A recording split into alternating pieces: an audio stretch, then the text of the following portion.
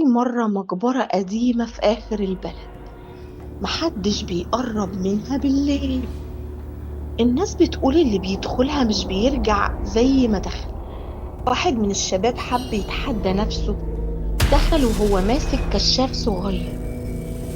أول ما عدى من البوابة الحديد سمع صوت حد بيقفل الباب وراه، بس بص بسرعة لقى البوابة زي ما هي مفتوحة.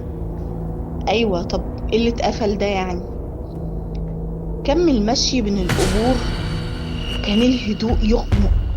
وفجأة لمح نور شمعة مولع فوق قبر بعيد.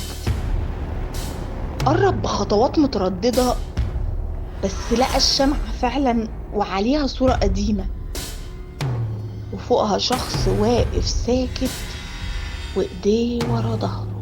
الراجل ناداه: انت مين؟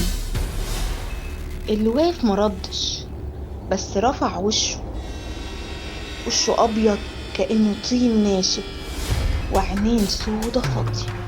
وفي اللحظة دي البرق لمح في السماء وكشف